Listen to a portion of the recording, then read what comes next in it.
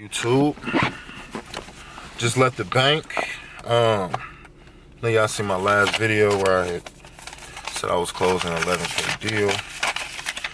I just want you guys to know that I am not feeding you guys fake content.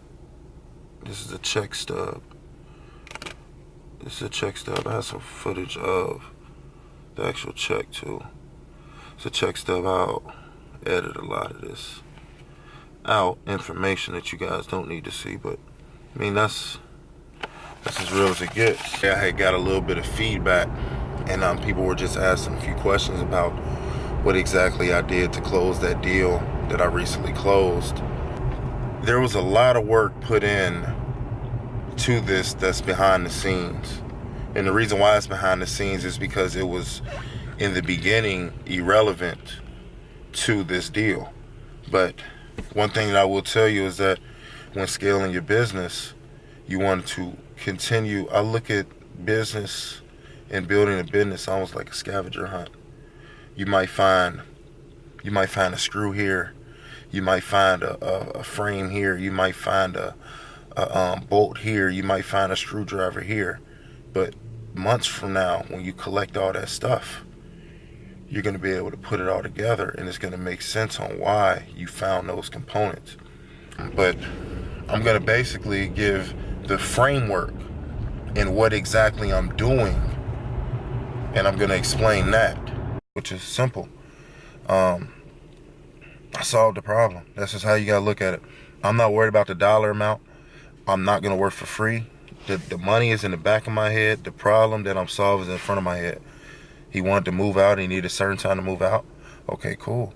So I can give you that time, so that way I know that you can't go through a realtor because you're going to put on the market. So you don't know how long it's going to take to sell your house. So, and then on top of that, he had already put in money, and it's still not to the level that it needs to be. So then we're working with a budget. So I identified the problem, and what I like to do is I like to create exit strategies. I found a perfect exit strategy for it, that was profitable for me. And in that case, what it was getting a buyer that would be interested in fixing and flipping and also renting out the property. Once we found that buyer, then it was pretty much simple from there. What I am selling is I'm not selling a house. In this case, I'm not selling a house. Now, in other cases, you are selling a house. But in this case, I'm not selling a house. I'm selling equitable rights. I'm selling equitable rights to this property. This is a purchase sale agreement. When he signed that paper and said that he would sell me this house for X amount, and I had someone to agree to purchase this house for X amount, that X amount that I created in profit is what this contract is worth. So what he's doing is basically he's purchasing my seat at the closing table to purchase his property at that price. But I added a fee to purchase my seat. That's simply what I did. And to simplify it even more to you, middlemaning. That's all I did, was middleman a house. You're getting someone to agree to sell your house at a certain number, and you're getting someone to agree to purchase that house at a certain number. You're not selling the house. You're not selling the house. And in most cases, in your approach, you're not purchasing a house. What you're doing is simply you're telling them, hey, I may not be able to purchase this house, but I do work with people who do purchase houses, and if I go and present this deal to them, then they'll for sure purchase it. And the thing is, and this is why you win and why you're solving the problem, because as long as he's happy with the number he's getting seller-wise, and the buyer is happy getting the number that he's getting buying-wise, you're good, you know?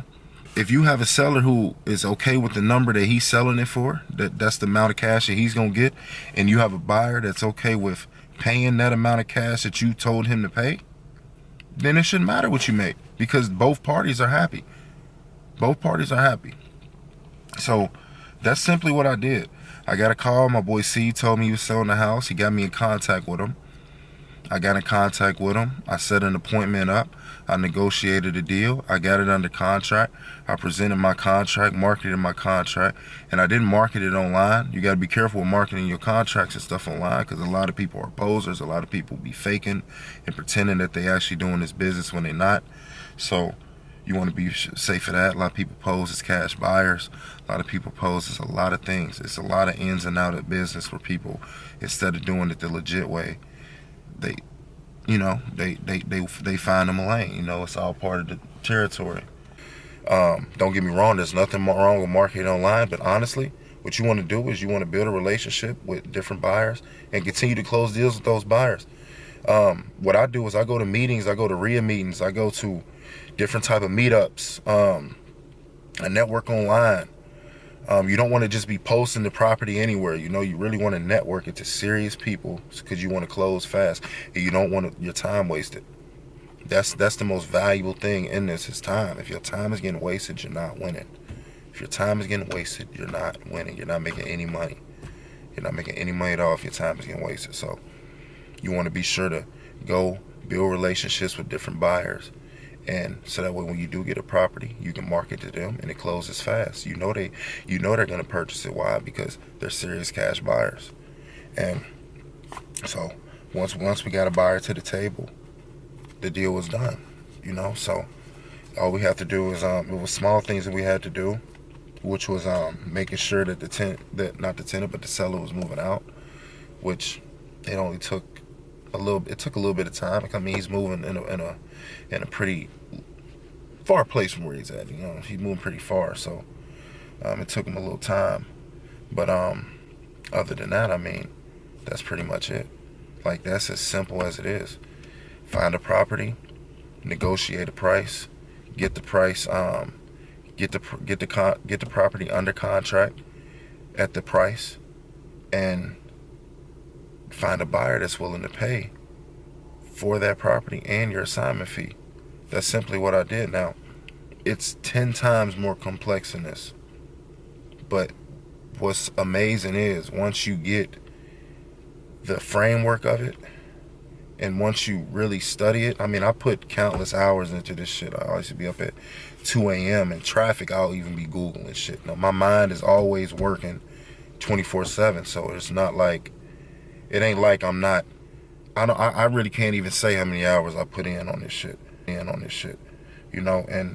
to tap into a lot of things, the same effort I'm putting into this, I want to put into forex. I want to get to that. That's another good investment lane if you want to do forex. I actually put people who do forex in my Instagram, on my story, in my videos, because that's a very profitable business, and I have good friends that's making tons of money doing forex. They're killing it doing forex. So that's another lane that you can always hop into. I mean, I got to get moving. I got to make a few bank runs. And last year around this time, I was watching people on YouTube. I was watching people in groups do what I'm doing today. And you could be doing the same exact thing. I was watching people collect checks. I was watching people get money. I was watching it. But I took action. And now, I mean, you see the proof is in the pudding, I'm a big fan of making sure that people know that I'm genuine, I'm transparent, and that I'm not on here capping for y'all. I'm not on here capping. This is real.